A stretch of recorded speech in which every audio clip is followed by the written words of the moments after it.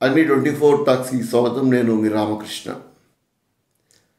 విలక్షణ నటుడు, నవరసాలను ఇట్లే పలికించే విలక్షణమైన నటనా చాతుర్యం కలిగిన గొప్ప నట సింహం కోట శ్రీనివాసరావు మృతి చెందారు.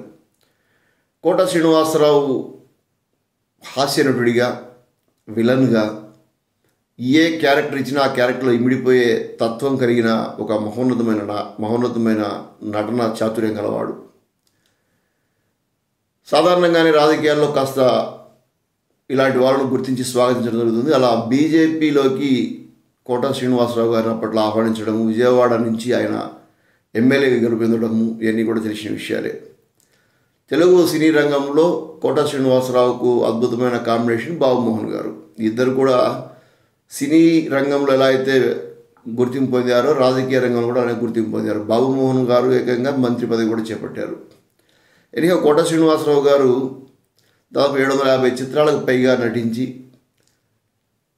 తండ్రి క్యారెక్టర్లో, మామ క్యారెక్టర్లో, అన్నయ్య క్యారెక్టర్, ఇట్లా రకరకాల క్యారెక్టర్స్, హాస్య నటుడిగా, విలన్గా ప్రత్యేకించి విలన్లుగా ఉంటూ కూడా హాస్యాన్ని పండించడం, అనేక సందర్భాల్లో ఆయన యొక్క నటనా చాతుర్యము లేదా ఆ నటనతో అనేక అవార్డులు రావడం కూడా తెలిసిందే.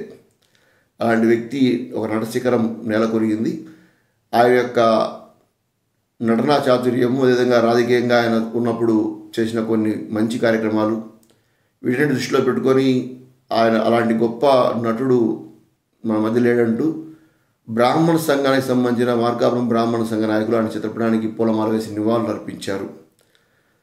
పట్టణ పురోహితుల, ఋత్విక, యాజ్ఞికుల సంఘం ప్రతినిధులు ఈ యొక్క కార్యక్రమంలో పాల్గొన్నారు. వీరంతా కూడా ఆయన యొక్క గొప్ప నటన చాతుర్యాన్ని ఈ సందర్భంగా కీర్తించారు. అలాంటి బ్రాహ్మణ సమాజం నుండి వచ్చిన వ్యక్తి ఇటు రాజకీయ రంగంలో కూడా ఎమ్మెల్యేగా కొనసాగి విజయవాడలో మంచి గుర్తింపు పొందారని, అదేవిధంగా సినిమాల్లో మంచి విలక్షణమైన క్యారెక్టర్లు పోషించారని, ఆయన యొక్క విలక్షణ నటనకు తమ యొక్క ఆయన మృతి చెందిన కారణంగా ఆయన యొక్క గొప్పతనాన్ని కీర్తిస్తూ ఆయనకు సంతాపాన్ని ప్రకటించారు. కార్యక్రమంలో పలువురు బ్రాహ్మణ సంఘం ప్రతినిధులు పాల్గొన్నారు. థ్యాంక్ యూ ఫర్ వాచింగ్ అగ్ని 24 టాక్స్.